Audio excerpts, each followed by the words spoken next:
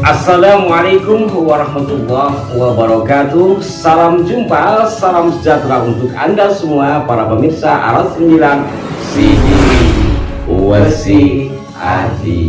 Alhamdulillah, kami tidak bosan menjumpai Anda dan mudah-mudahan Anda juga tidak bosan melihat kami, karena dalam hal ini kami ingin nguri-nguri budaya, berbagi pengalaman dengan Anda, dan kami pun juga ingin menyerap penyampaian dari Anda terkait dunia pusaka. Kita saling belajar, kan begitu Ki ya, karena ya biar ada manfaatnya barangkali. Ada yang tanya, apa tuh? terus ngoleksi pusaka gunane opo Gitu ya, fungsinya opo?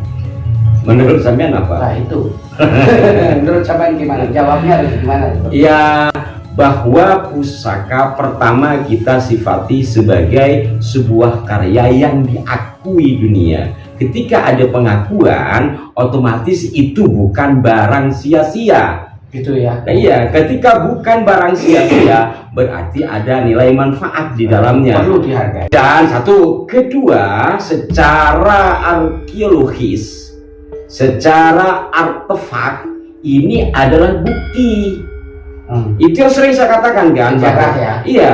Kenapa? Satu, bila pusaka kita lihat satu sisi aja. Pertama, kita bisa tahu bahwa bumi kita kaya dengan berbagai jenis logam, mineral logam. Ada besi, ada seng, ada mangan, ada baja, dan segala macamnya. Itu dari sebilah. Dari satu bilah itu. Kemudian dari berbagai itu kita bisa tahu. Pertama, kita tahu bumi kita kaya. Nah, kaya pun bumi kita nggak mungkin jadi bilah apapun kalau nggak bisa ditambang. Ya. Ini sebagai bukti bahwa adanya pusaka atau apapun bentuknya yang berupa logam, orang tua kita jago nambang. Ini fakta. Kreatif, produktif, Alam kaya. alam kaya. Nah, kemudian ini baru satu bilah. Artinya dari sisi kekayaan alam, kehebatan di dalam menambang, kan nggak ada material, otomatis. Kemudian dari sisi metalurgi, pengertiannya apa? Setidaknya besi bila itu ada 3 campuran kan? Kok bisa tahu ini namanya baja? Kok bisa tahu ini namanya nikel? Kok bisa tahu ini namanya besi? Kalau tidak tahu nggak mungkin ada 3 campuran.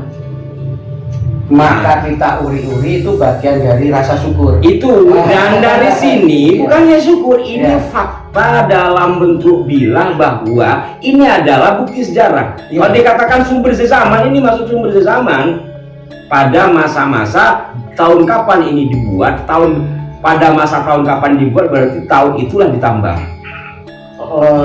Kan begitu. Iya. Belum lagi nanti tempat lipat dan segala macamnya. Jadi pertama ya sesuatu yang ada manfaatnya. Yang kedua adalah itu artefak sejarah yang menyimpan banyak butiran pesan-pesan sejarah di dalamnya. Begitu ya. Oke, kita langsung buka. Siap. Makin bergairah ya. Bismillahirrahmanirrahim. Subhanallah. Langsing padat. Terpadutnya tetap dengan warangka gayaman bunton. Berdoknya bunton Ya. Lawasan.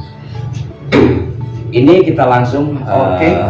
Dengan ciri wanci, di sini ada kembang kacang melunder nyambung ya. Nyambung. Di bawah kembang kacang ada jalan. Iya pemirsa. Ini bawah tengil kayak gini nih. Betul. Terus di bawahnya ini ada namanya lambe gajah. Betul. Ya, saya nggak ngerti kenapa dikasih nama lambe gajah. Umumnya seperti itulah ya. Kemudian ada lumbangan ya. Lumbangan. Ada tikel alis. Tengah ini Serawean. Ini serawean di belakang. Sini kan begini. Ya. Street gitu kan.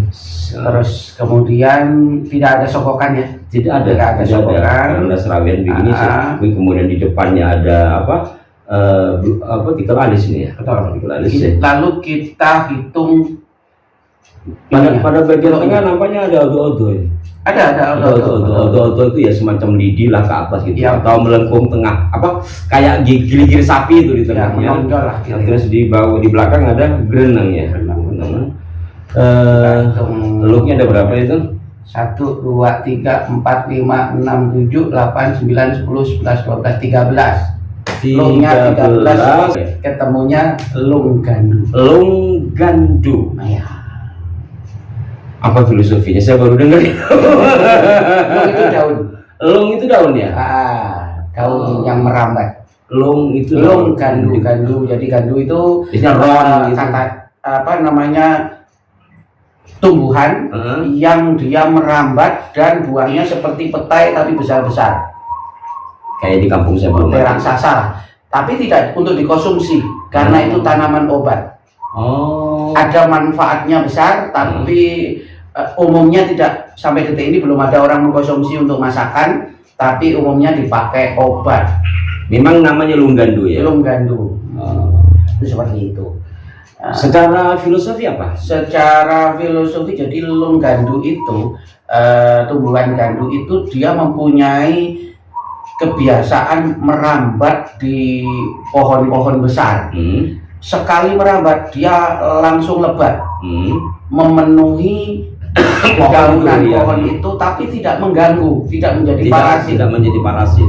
Pohonnya akan tetap subur, bahkan akan semakin tertutup dengan jadi indah gandunya, ya? jadi indah dan lebat. Saat Panas kita berteduh pun di situ adem, teduh, nyaman. Saat hujan kita tidak terkena hujan. Nah, itu jadi filosofinya. Kira-kira apa menurut Anda pemirsa? Filosofi dari lung gandu seperti tadi itu, dia menempel di pohon tapi tidak jadi parasit, malah menjadi keindahan dan menjadi keteduhan. Betul. Apakah kira-kira? Secara umum apa sebenarnya dari makna tadi? Makna itu tadi adalah ngayomi. Diharapkan pemegangnya ini menjadi pribadi yang ngayomi, kepada siapapun, bersifat, jiwanya bersifat ngayomi, moderat, bijaksana, tidak rasis, pokoknya inilah apa namanya, mengayomi siapapun. Gus Dur banget itu. Nah, makanya ini termasuk dapur langka, karena konon dulu yang megang rata-rata ya adalah kaum adat, budayawan, orang-orang yang mempunyai apa ya, semacam pandangan-pandangan yang humanis, humanis dan sosialis. Ya, pendeta. Tapi bukan sosialis dalam diri ya. Gitu ya.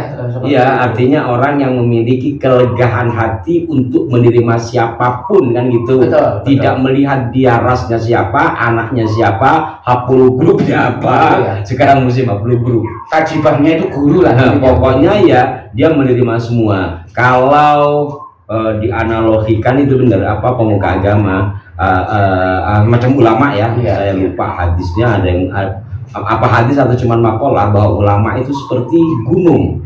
Yang namanya gunung ada yang menafsiri bukan hanya tempat malaikat, bukan hanya tempat burung yang indah, tapi juga tempat ular dan jin. Artinya seorang ulama itu, kata kiai saya ya, memang harus bisa menjadi pengayom dari semua itu. Gunung universal ya. Iya. Gitu ya. Walaupun kadang-kadang gunung juga meledak, kiai. Kata saya gitu. Iya. Oke, artinya bahwa secara umum pemegang lung gandu ini atau filosofi yang disampaikan oleh lung gandu ini agar kita menjadi pengayom semua golongan, rahmatan lil alamin, bukan lil muslimin atau lil mukminin atau lil pribumi, tidak. Semua seisi alam semesta. Kalau dari sisi pamor maksudnya apa ini? Pamornya maksudnya pendaringan kebak, Mas. Pendaringan kebak, filosofinya berharap mudah-mudahan Allah yang Maha Kuasa memberikan rezeki yang kebak, keberkahan gitu ya. Allahumma rizukna duit sak kebak-kebak gitu. Apa kata sampean? Omboh-omboh. Luberono duit kula. Dari sisi pemaknaan filosofi pada pamor. Kalau tangguh ini masuk? Tangguh ya Mataram. Mataram ya, tapi langsingnya kayak Majapahit ya. Lihat di sininya Mataraman ini. Iya, Mataram awal. Mataram awal kan masih kena pengaruh Majapahit. Ada yang bilang masa peralihan.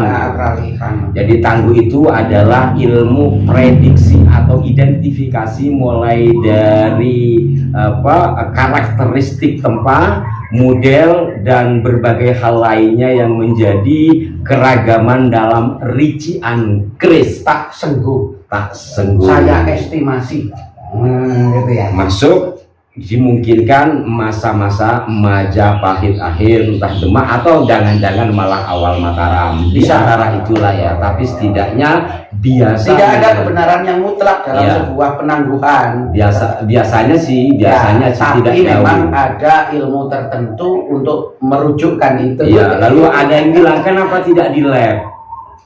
Beberapa kemarin itu saya berbicara dengan seorang dosen dari ITNY Jogja ya. Beliau Magister of Engineering ya. Dia punya sahabat yang metalurgi. Dia pernah melakukan lab pusaka itu. Bingung katanya. Jadi mineralnya apa sebenarnya? Entah mangan, entah apa. Karena ternyata dari sistem tempalipan itu Bisa akhirnya merubah ini. ya akhirnya menjadi padatan tersendiri. Ada juga teman saya yang nge-lab itu hanya kebaca dari umur karbon metalnya, bukan kapan dibuatnya. Jadi begitu, maka ilmu tangguh jangan hilang. Kalau toh perkembangan ilmu modern dengan lab ya kita mengikuti selama mampu, karena kan bayar bos. Artinya kan kearifan yang ada kita gunakan, tapi kita Dan jangan sampai hilang, Artinya apa? Ilmu tangguh, ilmu yang sifatnya tradisional, Menafsirkan. jangan sampai hilang gara-gara muncul ilmu modern yang disebut dengan laboratorium. Dan kita tetap tidak menolak lab, tetap kita al-muhafadzatu 'alal qadimis shalih wal ahdu bil jadidil aslah. Hanya saja apapun dan bagaimanapun pasti punya kelemahan. Manusia punya kelemahan dalam mendetek, lab juga bisa error mesinnya. Baik, mungkin ada pesan buat para pemirsa di Cokro? Siap, pesannya tetap kita jangan pernah bosan dan kapok untuk menguri-uri budaya. Karena budaya adalah cermin Jati diri bangsa, dan mudah-mudahan kita semua bisa menjiwai dari Lunggandu ini. Jadi pribadi yang bersahaja, pribadi Yang ngayomi. kepada siapapun. Sampai jumpa, mohon maaf jika ada kekeliruan dan terima kasih atas perhatian Anda. Wassalamualaikum warahmatullahi wabarakatuh.